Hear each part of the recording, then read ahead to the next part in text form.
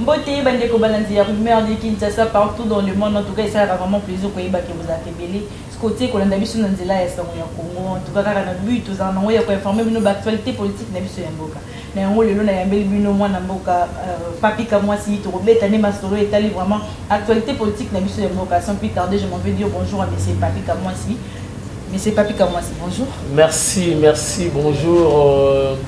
Mopandi Sango, merci, bonjour na Baebanso, bala kotala biso na Sango ya Congo, Lelo, nadali encore une fois disponible pour répondre na mituna nyonso o ba kotuna nga o ezali lié na intérêt général.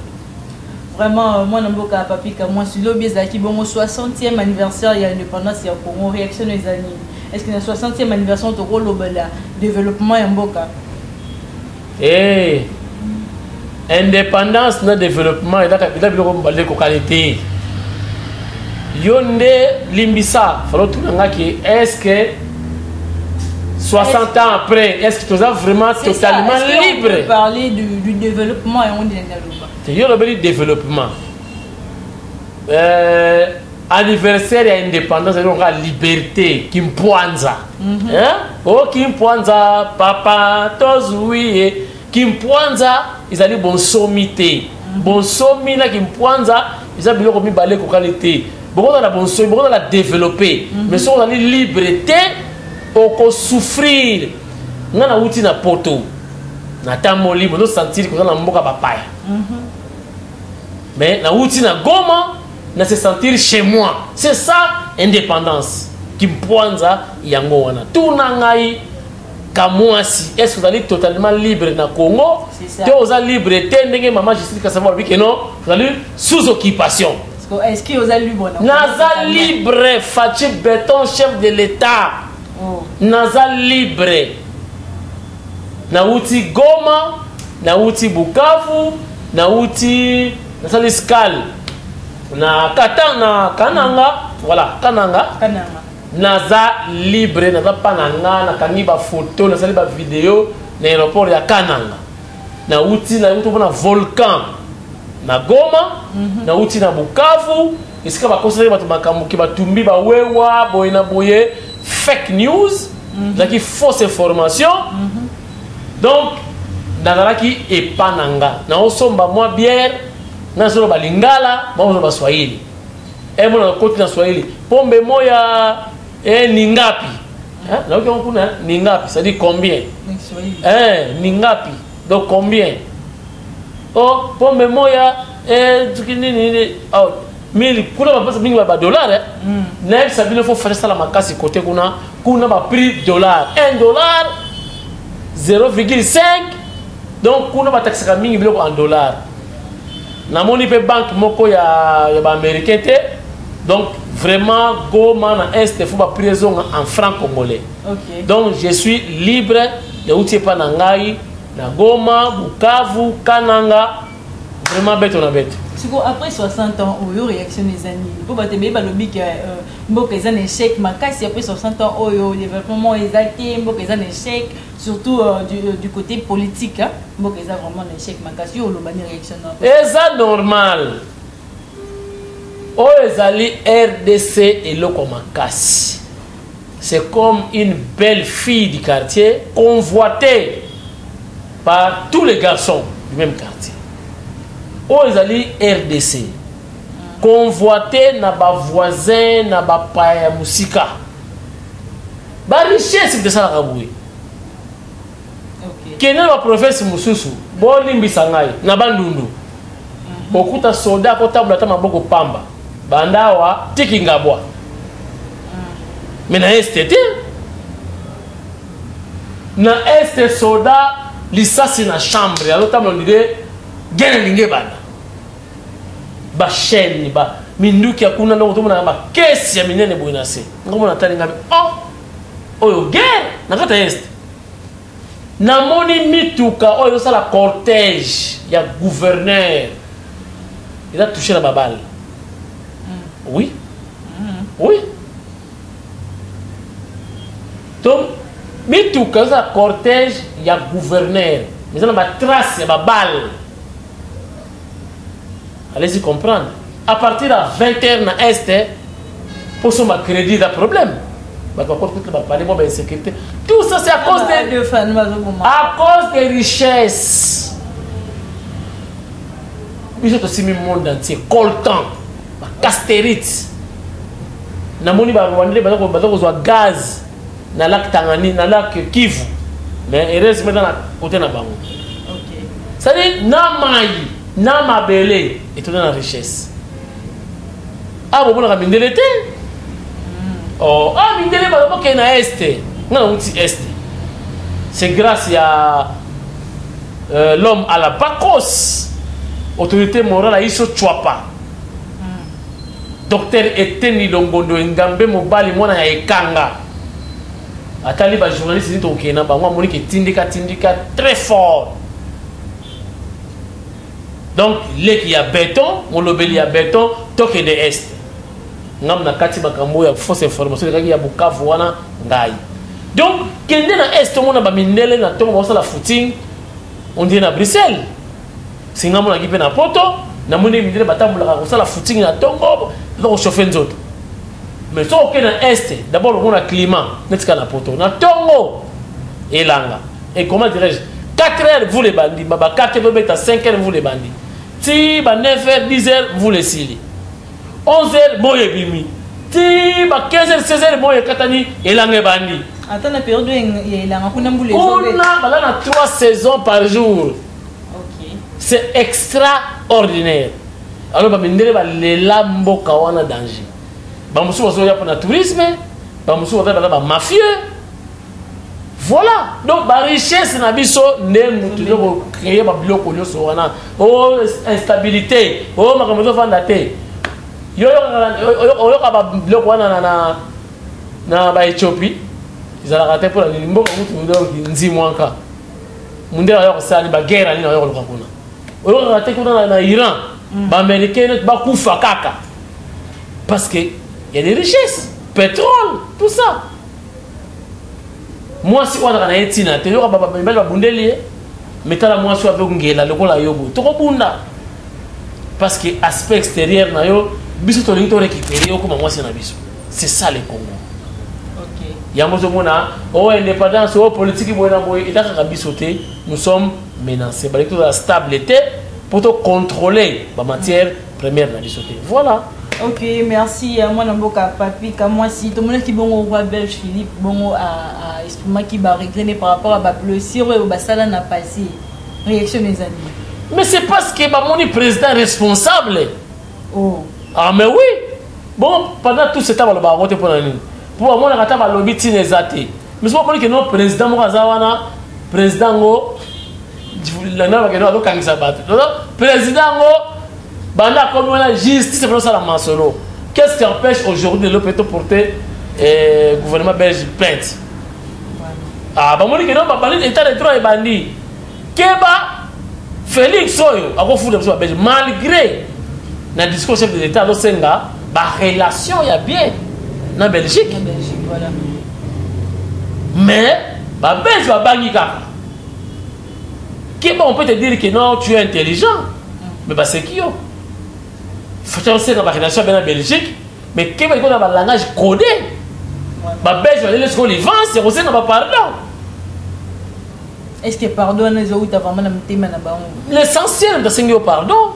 Mais, na moni ba ndeko Lumumba, Fabien Lumumba, ba pardon na ba yoki avant ba senga ba zongisa quand même ba bilembo, ata linu, ata loboko ya Lumumba, poto kundaye na de ba use coutume ya biso ba africain biso ba bantou ozomona donc nde ba senga ndengwana mais en tout cas ils ont signé bien Belgique grande puissance avant de se soumettre ko senga déjà RDC pardon c'est déjà un pas vers le changement. Voilà, M. Papi, comme moi, c'est tout le monde qui est le président Félix Antoine Tshisekedi a élevé le président Joseph Kabila Kassavou plutôt, Kassavou, Joseph Kassavou Naran Yabairo et tout, mais tout le monde a réagi au président Fatih a tricaki l'élection et a gagné qui était tout. Ça, c'est la sorcellerie. Justine Kassavou, je pense. Oui, Jaïe, on a la allusion. Justine Kassavou. Voilà. Abaki ça qui fait que le pays est occupé par les Rwandais. Par les Rwandais. On a aussi Goma na moni ba Rwandais parce que frontière est na makolo. Mais na bengi na Goma na mutu benga na Gisenyi. Première émission na sali. Mutu benga na Gisenyi na Rwanda. Epsinga mon cher na CP na mabele na tue moya mona yezate parce que ba coronavirus ba frontière ya okangama. Mais soki mboka za occupé na Rwandais. Il faut les frontières de Kofuma, Rwandais bakota na bango balingi. Mais pourquoi bache barrière? Monsieur fils de Rwandais, o baya kana bango pepa na biso na ba resto, to na ba restaurant bien et tout, il y a classe. Baso lia na bango bonne uniforme ke na bango, mais muto abenga ngala Congo na Gisenyi abi, to ko za 75% na Gisenyi ba Congolais. Na tout nous inquiété, te bino to inquiété. Ko to na ma politique te, ko no za na bango mingi ya Congo penate. Zana okaka les sala bozo na ba ko futa o pepele o limate ko na Rwanda. C'est quoi réaction à madame Justine Kassavou pour la ligne. Lui a remercié le président de la République. Et ça, avant un conflit dans les Kona, parce que bango ba yo kana raté na famille, balo bana raté bango presque belé, na ta famille bana Kassavou ba bota. Et le Kassavou a réussir te yango wana. A réussir te ko sangisa bana na yi. Mais à président qui toko ngeba vision bien pour na Congo, atiki mbongo belé na kesi à l'état ayibate. Alors Félix Tshisekedi, maboko pembe. Mais il a rata, il a consacré bana na ye.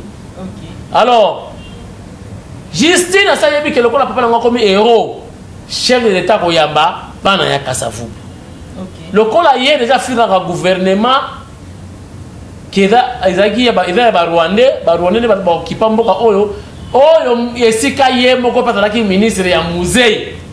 Musée oyo azwa pe élection te, agressa mboka oyo ayana ba Rwandais. Basala guerre bayaka minduki ye a préféré qui a la ministre na gouvernement wana ya Rwandais yango bona ki Rwandais basala kaka tire ki commission na conseil des ministres Bougera akoti aibisi musée mais Bougera azali secrétaire général ya AFDEL mais pourquoi alingi a participer na conseil des ministres en tout cas pour ngai Bougera doit sortir. Il avait raison. Mais à mon avis, déjà. Peut-être qu'il y a peut-être à Monique 51 ans après, il va reconnaître papa. Non, voilà, il y a un après. Wana musée. À ça, les choix. Baronne va ébisser, bon, le monde doit comprendre. Ça, le choix entre les bisons, il va ça, le choix. Benanaï. Mais à la bango, Aliakina. À mon avis, pas. Ce qui nous était traître, elle aussi. Alors, l'élo, il y a qu'un olé à sepela. Azom, ça ne fait que matondi. Tu peux merci na fatine na reconnaître papa na bango 60 ans après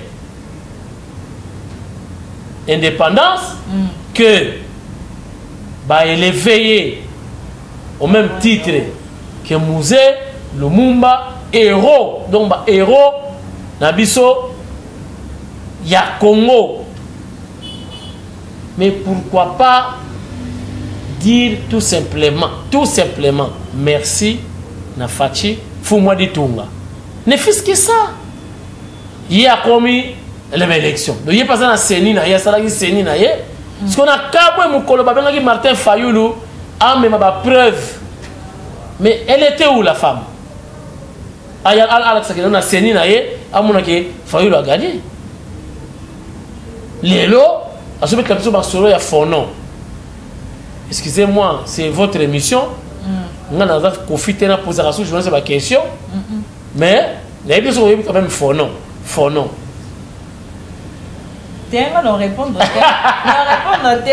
Ma réponse est ça.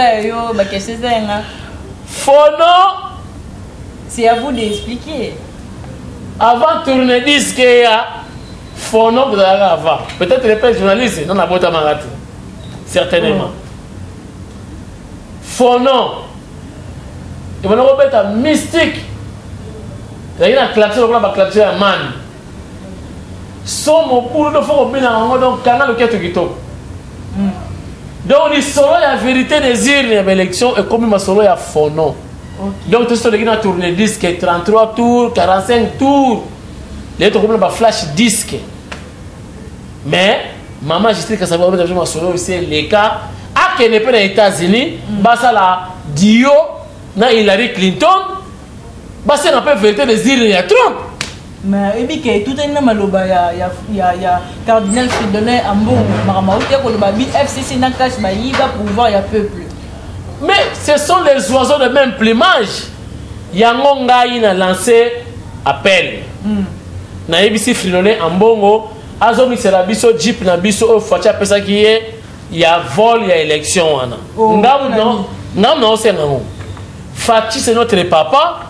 Ngana zali bolobeli ya fachi na besoin jeep wana Fridolin Ambongo azongi selanga jeep wana po eye na nzela ya muibi azongi sela pe Shadari jeep oyo Kabila pesa ki comme ça atia otungisa biso c'est pas ça la opposition parce que la opposition donc pas comme contre pouvoir ya président Fati mais ya komisa ki Fachi mutu malamu azui jeep akumisa ki le loi baluki lokola baluki na yebi ke cause ezali po babimite na CNI alors lokola lobi ke da pouvoir moko élection moko volé après cet exemple il y a Saoul mais oui na CNI fallait ba ba souhaiter que ba si ma CNI pour ba téléphone sur Moïse Katumbi pour la seconde fois si quoi est raté abali on critiquer autres ont quitté peuple a tellement peuple a se libéré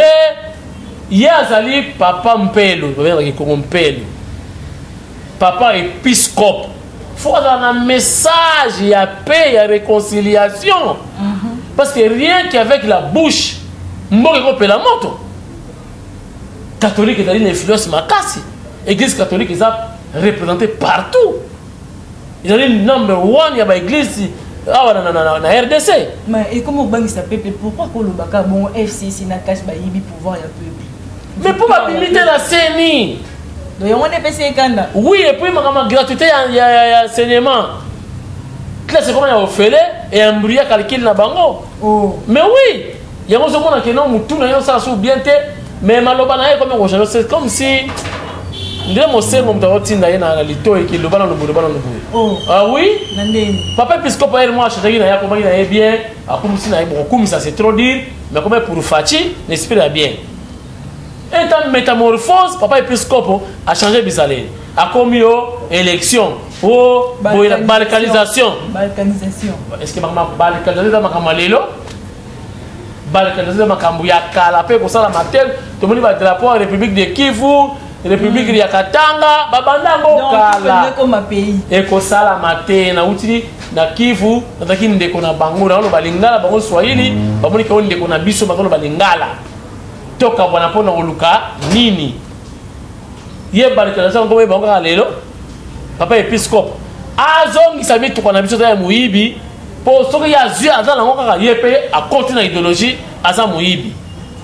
Mais abile bondimi quand même que vous avez yibi boyiba. Non, pas benga Fayulu. Totanga combo. Frère Martin, yakana ba preuve muna na te. Professeur Kalele, abibiso 56%. Basango, abibiso 52%. Yebo Fayulu, 63%. Mais c'est comment on dit maintenant? Donc maintenant qui même pas organisé, balobi n'importe quoi, ba preuve zate. Il y a un moment qui deuxième jour et baba ni montre mu kendi na ba avocat ya Fayulu ba kimanga déjà parce que mi sato pour ba qui ba preuve ezalagité Fayulu a que na cour conseiller pour réclamer d'abord aboya machine à voter Fachi grand prêtre il épaisse machine la politique babi to kendi avec ou sans machine to kendi mutayi d'abord on a qui existe kabuya c'est j'ai des pèses a flasher Fachi a beloko yité avec ou surtout qui bon ba surtout qui bon ba sala marche ba bezaki copa FCC na bino oh copa FCC na cash non bon machine laki ya biso laki ya FCC ba machine nangati qu'est-ce que on a iba pouvoir ya peuple qu'est-ce que ça reporter plainte Non, on porter plainte. Non, porter un bon plainte. Parce que ça yibi, si vous approuvez biso, to yibeli, what? Ça veut dire voler, il faut qu'il y ait des preuves que to yibi. Il y a un bon on a la preuve to yibeli wap. Ba téléphone ba pesa ka yiba check wap. Ba check ba témoin ba wap. Ba preuve eza wap. Non, on porter plainte. On peut porter plainte à Congolais. On porter plainte. Donc, tout ça est dans mon thème à B. Le col là, na CNI et Simbité. Bon, il n'y a pas de CNI. Le CNI et Simbité. Le col là, Fatia a comme si maman otanga. Moi, na nyonso, on va checker. Soko lingotanga na otanga ya ofele. Et ça, va me passer. Il y a un moment où même idéologie. Na pas non merci Fachi. Papa n'a depuis à Koufa. Plus de 50 ans après, nous te reconnaître comme héros azate kakayo oza mukongote facha da munduba. Asa mukongote, mais ça qui mukongo ba no tribalisme. Mais à reconnaître président ya Mukongo, le tout premier président a tali ba qualité na ye, abi non, il mérite d'être héros national. Peut-être on est comme si bon 51 ans après. Mais Fatia a un pouvoir té. Mais on a vu que Justine Kassabou devrait quand même féliciter ou être reconnaissante au chef de l'État. Juste lui dire merci Fachi, vous avez reconnu notre papa. Tout simplement ça. Il y a combien qu'on met à Banzema Bafonon. Vérité des urnes, Fachi n'a pas gagné les élections. Ou enfin, pas les élections présidentielles, l'élection. Voilà, l'élection présidentielle. Non! Asana preuve, asana elo côté.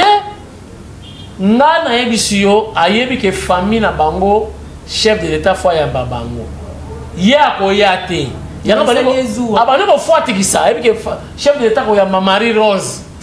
Et les autres peut-être na ba na Marie Rose ba accompagner maman na bango pour kutana chef de l'État. Yé na poto ami commissaire opposante ya Lukuta pour sera luka mukanda na poto babengela ka pa Kabila awa na Barwande kanda wala yabo amona ka Barwande partout yango le Barwande ba occupation exacte ngana wuti na est na moni Monisco to Simba ba aéroport ya Goma na ya Bukavu na moni aucun militaire rwandais aucun Monisco mutazawana yango na kamwe na yoki ki bata FCC basenga ki aide Monisco protéger bango mais FCC asenga ki déjà ba mende na chaka po seri boko F balbaki Monisco ekende soki Monisco ekei mboka peke je vous dis la vérité ba hélico au moins na aéroport kaka Monisco biso Kabila tiki pouvoir oyo atiki armée moko na état moko ya faiblesse na mona ta hélico moko te na aéroport o magno FRDC ezate ba hélicoptère o mona kuna ya Monisco soki ba kei même nzinza ko yakana na munduki na lisasi moko zo aéroport surtout na Kananga Fachi a beaucoup à faire na Kananga ata Kader moni Kader aina mundu qui a chasse au kimisa batu tout à aéroport manda bezo qui na aussi là mais est-ce qu'il est possible qu'il y a système camion soit réglé c'est impossible c'est impossible même Mandela si ça camion sur tout mais 3 ans il dit que les ébélés hein na lobby boyé c'est impossible na ko flatter Fachite Facha ko sala oyaye kasa fo basala ki oyaye Mobutu sali oyaye Musa sali oyaye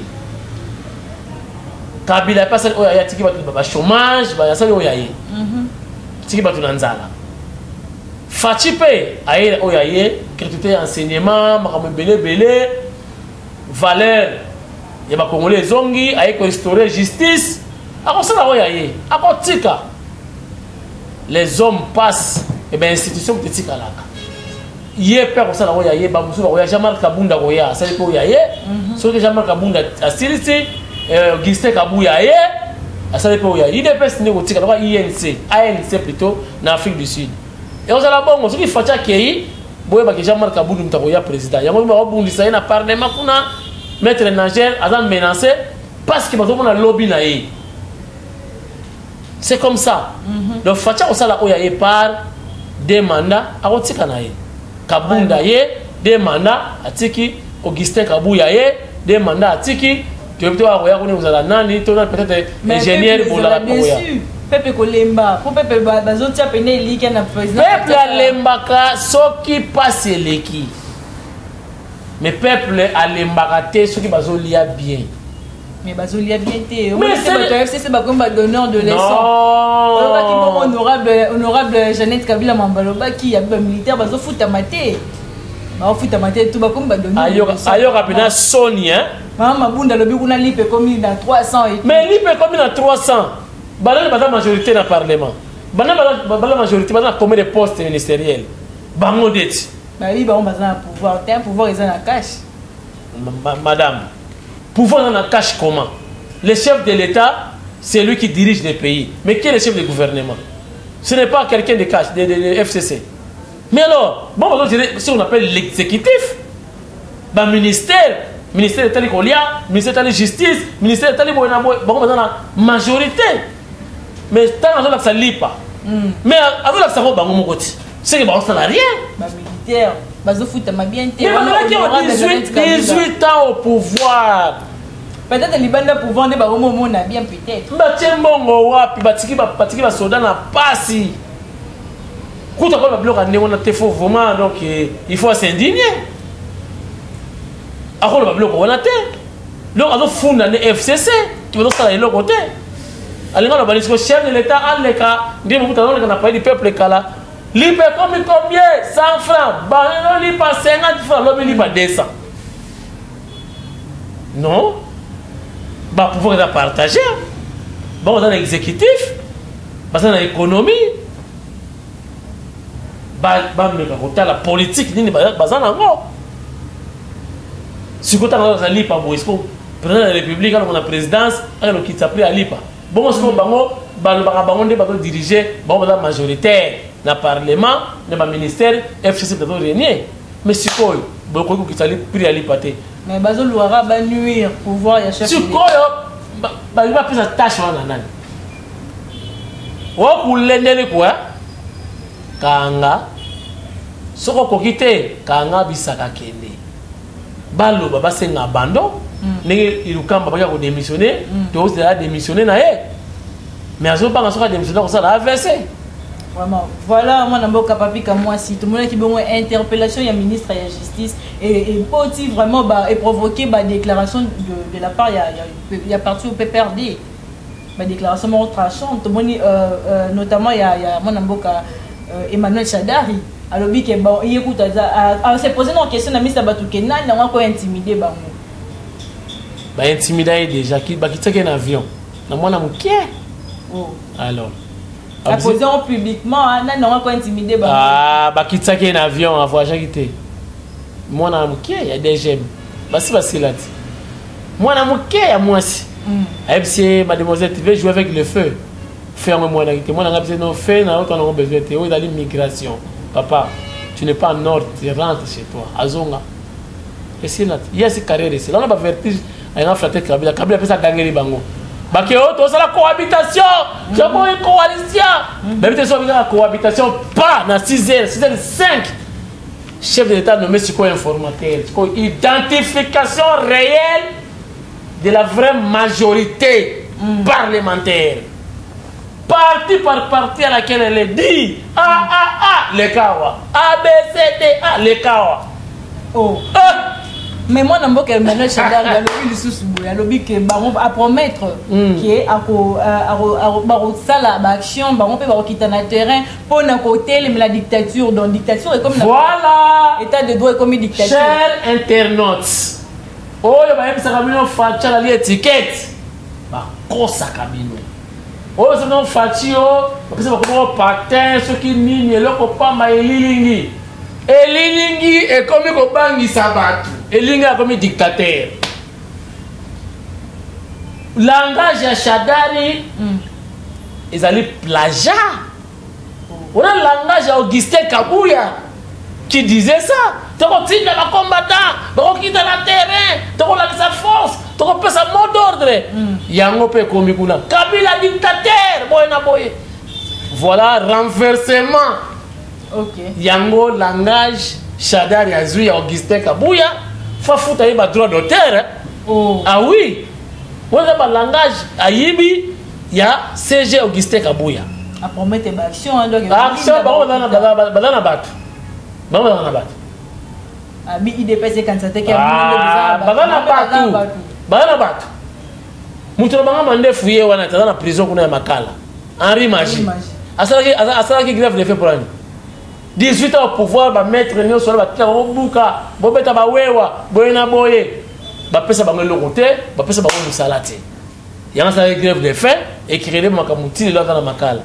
Sikoyo bato ya kobimisa oye Shadari apesaka musala vraiment aobimisa bana ba chômeur na crise on chômeur ba bima ba jeune na bongo pa jeune nini ba kolongo na bere ba komi ba bere vert et comme dictature fachi dictateur ya wap donc la opposition c'est comme la canaba sikoyo ba ndimaka te facha na pouvoir yango na bo comprendre sikoyo moi na boka papi comme moi si tout le monde peut une interpellation il y a vice premier ministre ministre en justice et comme provocation pas le mec ça provocation alors que tout le monde qui destitution il y a moi na boka Jean-Marc Kaboundi des qui provocation il y a bon comme provocation bon on peut poser question net na moi réponse déjà merci pour ça les sinai na salisi yo mais oui parce que déjà répondre quelque part biso tout dans l'état des droits, tout doit soutenir justice. Jean-Marc Kaboundi c'est qui marche naie normal, ndenge zalaka. Bazusi balobi que non, requête na yo dali recevable mais non fondée. Non fondée voilà. Ma même réponse parce qu'il fayulu. Mais yo moni ko pesa ni marche pour makambo na bango. To pesa respect na bazusi Kaboundi na zo na ndako. Awala na epenza la te. Fachi peni na ko même lelo ako sala même remaniement na 5 heures balongoli ministre ya justice ya affaires intérieures ni ministère intérieur wana allez Gilbert Kankonde allez va check Kaboundi wana et ça mais comment mais c'est Fachi qui dirige les personnes au bango trop hein c'est Fachi qui dirige donc bref ils ont un vertige et ce soit bango zo mona wana au ministère justice ba ko voyer na ndako ba ko benga yemei yemei alongwa kala yemei pe dans la kaka mutu moko maréchal Mobutu dit madame dit ce n'est pas vous hein dans le baraque Kabila au pouvoir yotinda ba policier ba que nous ministre ya Kabila pe akei comme il y a benga mais ça devient grave. Ce pays a changé. Ministre de Kabila Kei, tu vas filmer pe na téléphone, tu jeep na pembe, tu vas zolo la météo wana. Quand tu as question king kesere meneya. Ba moni ba kino ba côté police et commis et le ministre accueilli. Mais pourquoi à partir de sa maison il n'a pas appelé les Yemei? Donc Yemei fait dit quoi? Allez d'abord kenena nous. Mais le fait de sortir, c'est déjà quelque chose. Kolongo la ministre nanda kunaye accueilli nanu. C'est déjà un pas. Mais c'est une coïncidence à danger. Comment on a une interpellation dans la cour de cassation? Vas-y, vertige. Vas-y. Comment on premier président cour de cassation à Koufi, papa M. Dominique, à Koufi Kaboy. Bon, Koufa, déjà, on a même 2 semaines avant ou après nomination, on a déjà. Mais boye baki. IDPS a eu pouvoir on a makila. Ok. Boye baki pour na kozongisa mboka on état de droit ba kufa. Ce n'est pas facile parce que nous avons affaire aux prédateurs, aux mafieux. Ba mafieux na ba ndimate mboka o état de droit na yingere ya solo. Ba menace ba kufa. Mais on va kufa na lika po makila na bango et comme ça on est état de droit. Okay. Il faut vraiment des sacrifices. Et ça facilite. Tu as un prédateur depuis Maréchal Mobutu. Bafakwa na bafakwa. Ti lelo. Ce qu'on fait à l'ingi, tu as le droit régime wana et bafakwa. Et comment ce qu'on régime y a bien. Et comment il y a état de droit. Vous croyez madame c'est facile. Il faut qu'il y ait des sacrifices. Baol sont kufa. Dans un sacrifice pour l'état de droit.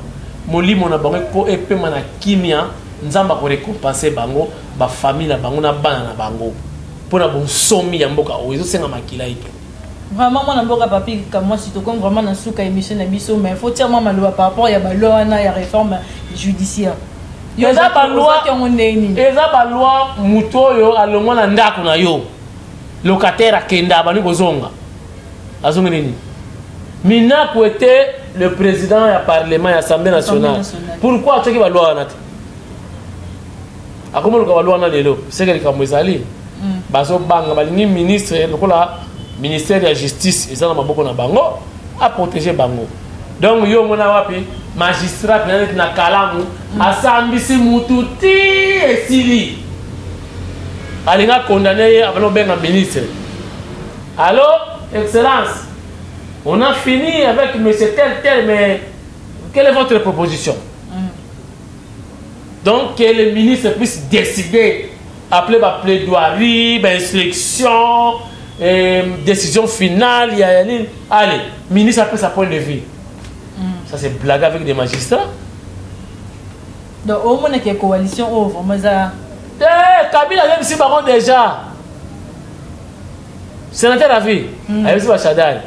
Bon, mais quand cohabitation, qu'on a renommé biso informateur, to lala. Yo te makangi muno bol bon susté.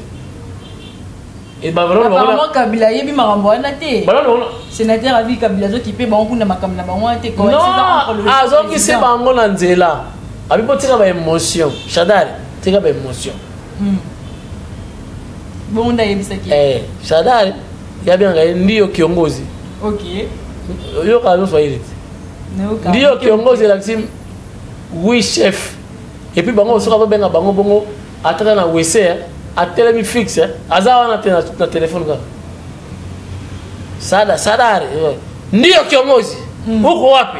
Kiongozi iko na kazi iko kunyumba. Anafanya nini? Ela. Comprendre? Donc, ce qu'on a banga mabe. Il y a un problème, il y a coalition. On a fait une erreur moya grave. Bon, si la coalition, bon, mais comme cohabitation, ndiyo kiongozi. Ndiyo kiongozi. Pour baba na classe. Ndiyo kiongozi. Ndiyo kiongozi. Nie, balo ba société. Oh, cohabitation. Il dépêche, on a osé la bango. Bon, cohabitation, on a déclaré qu'on a tongo, on a 6h, 6h05. On a nommé formateur. Le formateur est nan. Kabound. Oh. Je crois qu'on a nommé Bango. Mais il est pas content, il dit. Donc, ABBC, Télémawa, dit, PPRD. Donc, tu as Kabound, PPRD. Donc, il y a un mettre les dangers souvent. Enregistré. C'est bien. Voilà. Et moi, on a un film. Pour la Kabound, il y a un canard dans le Mabuna. Dans le même, on a un big rouge. PPRD, allez. Arc, ce qui est né, Kuna. Wabis faut vraie majorité, exacté. Wabis FCC, personnalité juridique, exacté. Gouvernement, et qu'on considère de reconnaître FCC Wanate, Balali. Nous avons un député belé, Bahati le Kwebo. Nous savons que c'est quoi le Premier ministre. Basuki. Ba perdre ba avantage bazana. Quand on a coalition, ba ko misanzambe ba na avantage. Mais si on a une cohabitation, n'est qu'on la disparition totale de la FCC. Voilà, merci M. Papi Kamwa. Si c'est déjà la fin de l'émission, si on peut ça mot de la fin de l'émission, na ba internaute bazala ndo de part. Mot de la fin, vous avez la confiance na béton. Aïe Sakingaï en privé que à décevoir Binoti. Ngai na dosala ba portrait à chef de l'État. to kabula yango ba na province parce que za mingi te na mokonza mboka te mais tout ça la visibilité mokonza mboka. Numéro de téléphone nangai 082 86 85 648 82 86 85 648. Bosali sangai bochanga poids pour la misala pour la visibilité à mokonzi mboka Fachi Beton Mboko Pembe, les petits frères de Jésus-Christ. Tu as changé mboka yewana. Ce qui Fachi a réussi à changer mboka te to kufi tu as changé mboka ozalati. Bo tala kapé votre chaîne Sango ya Congo, bazo ya mbangai. C'est presque gratuit. Bazondi mana le kada pisa sango ya Fachi ya Beton pour nda molobeli naye. L'esprit a bien. Merci na Christine Mpinda wetu. Merci na Jaco Mudingai. Bozongi sa vitesse. Merci na Jenny Naya Kayembe na États-Unis d'Amérique, futur député. Et sans oublier Angèle Mpumbu Angèle aux États-Unis d'Amérique. Moutako Sabinote. La Mouka, il y a qui fondé dans mensonge. Tant que meki ko sacrifier Fachi Simbite, ba luki makama lokuta. Oh Fachi sala ba asala soki ba sacrifice, asala ba corps.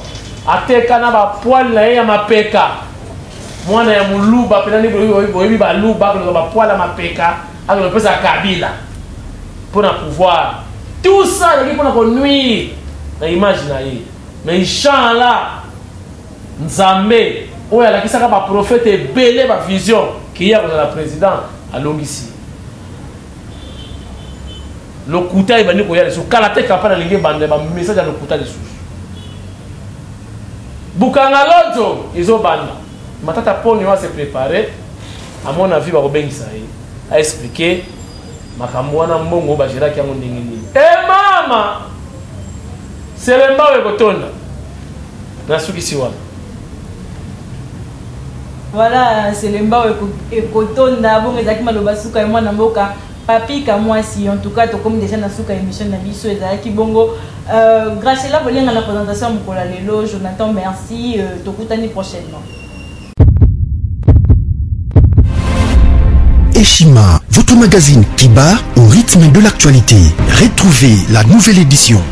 Exclusivité, l'an 1 des Basseyane Nanga. Métamorphose et décollage de la province du Haut-Ouélé. À la manœuvre, Christophe Nanga. Avec abnégation et patriotisme, les gouverneurs Basseyane est déterminé à lancer la province du Haut-Ouélé sur la voie du développement intégré.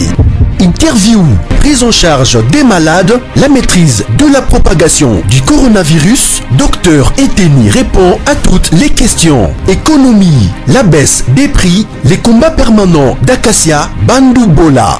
Dossier Eshima, mécanisme national des suivis historiques et réalisations. Focus, Sele Yalagouli propose des nouveaux paradigmes de développement indispensables à la relance de l'économie. Nation, championne du social, Agnès Mouad Nawej et la CNSS offrent $1 million dans la lutte contre la pandémie Covid-19. Moussa Mondo sensibilise et prend en charge des personnes vulnérables. Parité, Olive Lembe Kabila, modèle de générosité et d'entrepreneuriat féminin. Afrique, un déconfinement aux multiples facettes. Retrouvez l'intégralité du magazine Eshima dans les kiosques. Eshima Magazine, un nouveau standard d'information.